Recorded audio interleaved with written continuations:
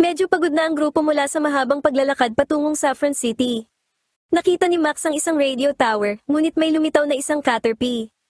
Isang bata ang dumating at inakusahan sila ng pagnanakaw, kaya gumamit ang Caterpie ng string shot na nagpatigil sa grupo.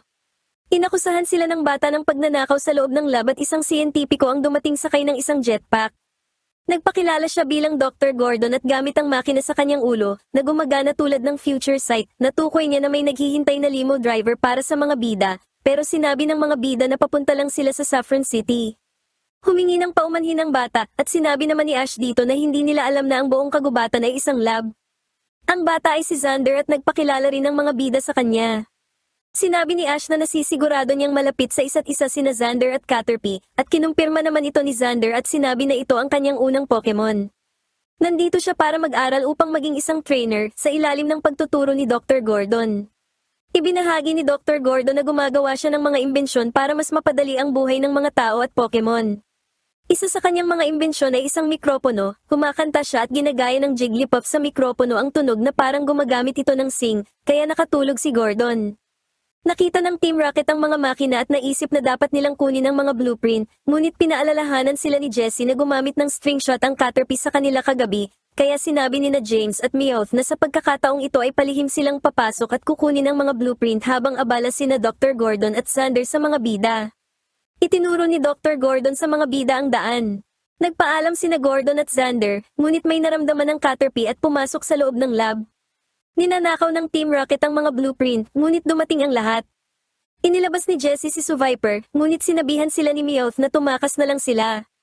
Kinuha ni James ang isang briefcase kung saan nakalagay ang pinakamagandang imbensyong nagawa ni Gordon. Inagaw ito ng Caterpie gamit ang string shot, ngunit nakuha ulit ito ni Survivor, kaya gumamit si Pikachu ng quick attack. May mga lumabas na mystery candy mula sa briefcase at kinain ito ng Caterpie, dahilan para lumaki ito ng lumaki. Tinakal ng Caterpie ang Team Rocket na nagpatalsik sa mga ito at naiwan ang mga blueprint sa loob ng lab. Sinabi ni Gordon kay Xander na ang mga candy na kinain ng Caterpie ang naging dahilan kaya lumakas at lumaki ito. Hindi alam ni Gordon kung babalik pa ang Caterpie sa orihinal nitong laki, ngunit susubukan niyang ibalik ito sa dati, kahit na patuloy pa ring lumalaki ang Caterpie.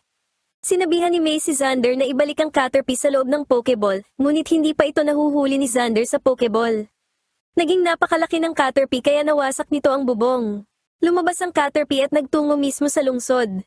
Tumakbo si Gordon, hila-hila ang isang kariton kung saan nakasakay ang grupo, habang nakasuot ng isang matchok suit para madagdagan ang kanyang lakas at bilis.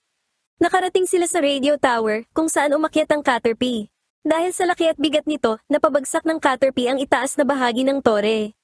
Dumating si Officer Jenny, at inamin dito ni Gordon na kasalanan niya ang lahat kung bakit naging ganoon kalaki ang Caterpie. Nagsimulang magliwanag ang Caterpie at nag-evolve bilang Metapod. Sinabi ni Brock sa lahat na nararamdaman na ng Caterpie na mag-e-evolve ito sa Metapod kaya pumunta ito sa ligtas na pwesto, at para na rin maiwasan ang higit pang pagkasira kapag lumipad na ito bilang Butterfree. Sinabihan ni Xander ang Metapod na bumaba para matulungan ito, ngunit natulog ang Metapod. Nasaksihan ito ng Team Rocket at hiniling nilang sana ay nakuha nila ang mga mystery candy. Sa hindi inaasahan, nakakuha si Wobbuffet ng mga candy at ibinigay niya ito sa Team Rocket. Plano ng Team Rocket na dukutin si Dr. Gordon at dalhin sa kanilang headquarters na nangangahulog ang isang malaking promosyon para sa kanila. Tinanong ni Jenny si Gordon kung paano ito sosolusyonan, kaya nag-isip si Gordon, ngunit dumating ang Team Rocket at sinabing miyembro na ngayon ng Team Rocket si Gordon. Gumamit sila ng kamay na makina para makuha si Gordon. Akmang gagamit si Pikachu ng Thunderbolt, ngunit inilabas ni James si Cacnea na tinamaan ng pin missile si Pikachu. Inilabas ni Jessie si Dustox at pinakain ng mga candy, ngunit hindi sinasadyang nakakain din ng isa si Cacnea. Inutusan ni James ang malaking Cacnea na umatake, ngunit lumingon si Cacnea at niyakap siya, kaya napirat si James sa lupa. Sumakay ang Team Rocket kay Dustox at lumipad palayo. Biglang nag-evolve ang Metapod bilang Butterfree. Kaya, sumakay rito sina Ash at Xander para talunin ang Team Rocket. Napansin ni Gordon ang magandang tanawin at nakita naman ni James ang higanting Butterfree. Lumipad palayo si Dustox, ngunit mabilis na humabol ang Butterfree. Lumipad pataas si Dustox at gumamit ng Poison Sting, ngunit naiwasan ng Butterfree at ng iba pa sa loob ng sasakyan ni Officer Jenny ang mga missile. Gumamit ng Thunderbolt si Pikachu, ngunit umiwas si Dustox. Sinubukan ulit ni Pikachu, ngunit sa pagkakataong ito ay tinarget naman niya ang mga kable ng kuryente sa unahan, kaya nawala ng balanse si Dustox sa takot.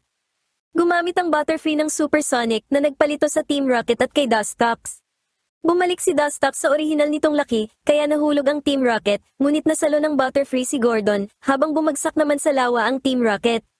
Pumunta sa pampang ang Team Rocket at inaresto sila ni Jenny para sa pagnanakaw, kaya pinagamit ni Jessie ng Psybeam si Dustox, pero nakansela ang atake dahil sa Thunder ni Pikachu at pinatalsik sila ng Butterfree gamit ang Whirlwind. Sa pagtatapos ng araw, bumalik na ang Butterfree sa orihinal nitong laki. Sinabihan ni Jenny si Dr. Gordon na itagot ikandado ang mga mystery candy, ngunit sinabi ni Gordon sa kanila na huwag mag-alala dahil isang batch lang ang ginawa niya dahil pumalpak ang imbensyon na ito, at gagawa na lang siya ng bago. Sinabi ni Xander sa Butterfree na mag-e-ensayo sila at maglalakbay balang araw, kaya sinabi ni Ash na baka muli silang magkita at pwede silang maglaban, habang si May naman ay sinabing excited na siya sa kanyang contest sa Saffron City.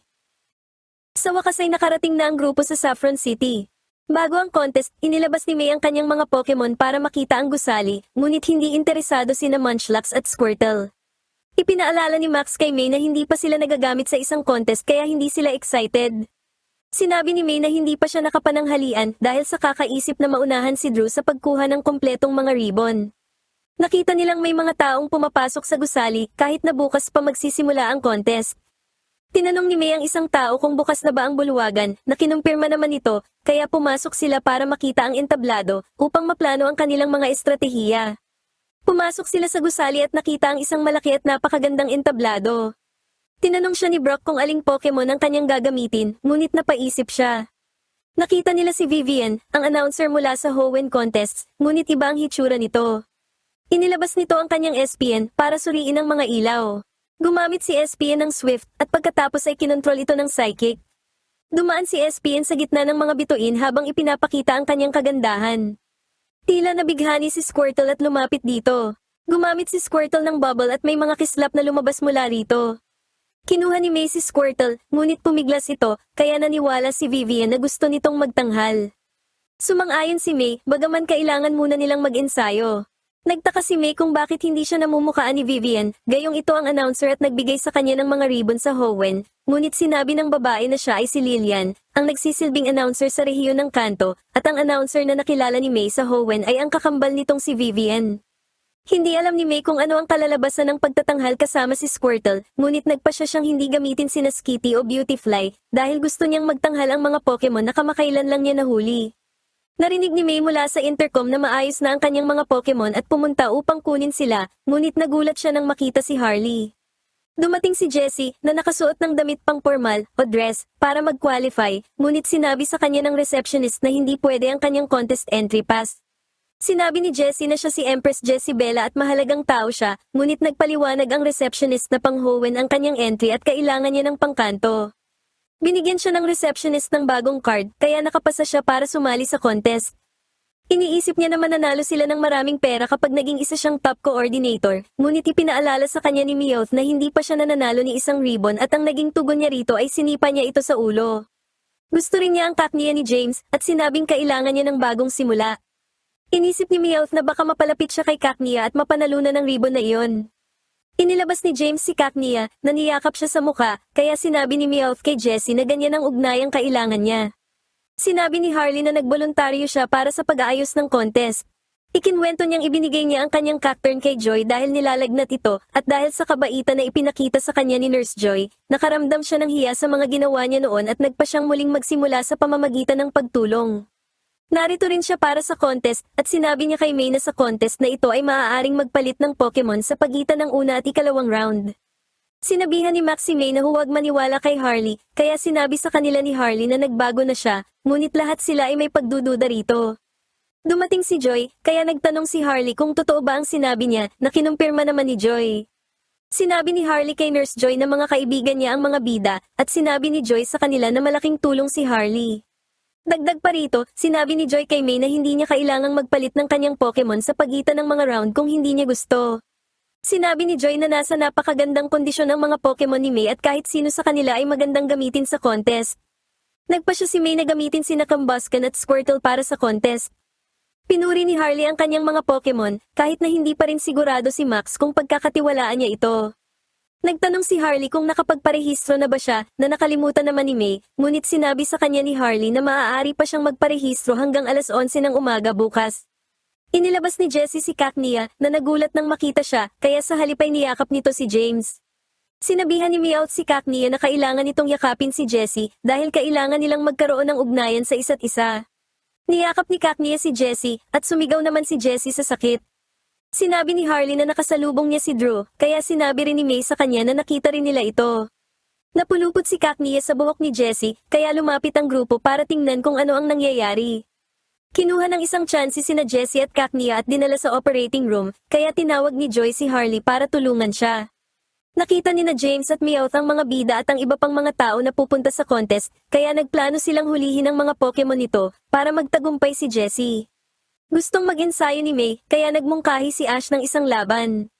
Sumang-ayon si May na inilabas si Squirtle para lumaban, ngunit kinuha ng Team Rocket sina Pikachu at Squirtle.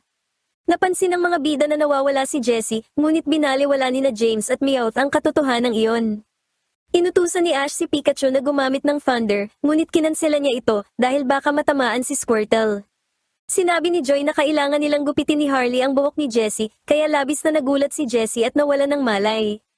Inutusan ni Joy si Harley na kunin ang mga kaibigan ni Jessie para sa moral support. Nakuha na ni na James at Meowth ang lahat ng mga Pokemon sa labas. Inilabas ni Harley si Ariados na gumamit ng spider web na pumigil sa balon na makaalis. Inilabas ni May si Combusken na gumamit naman ng Sky Uppercut para palayain ang mga Pokemon. Akmang gagamit si Meowth ng Fury Swipe sa sapot para makatakas, ngunit inatake sila ni Squirtle gamit ang Ice Beam na nagpatalsik sa kanila.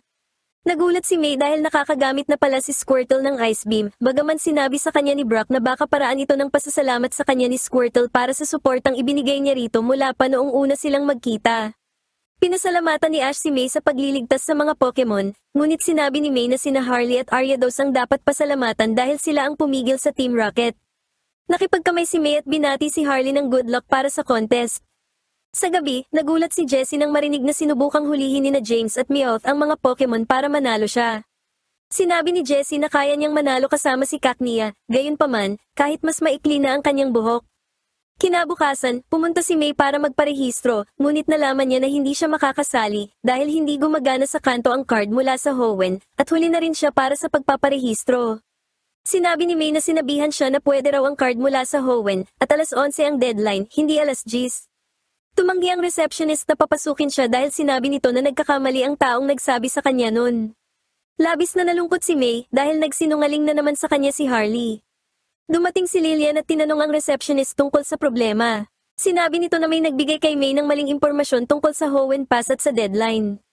Sinabi ni Lillian sa receptionist na si May ang nagligtas sa mga Pokemon, kung wala siya, hindi makapagsisimula ang contest.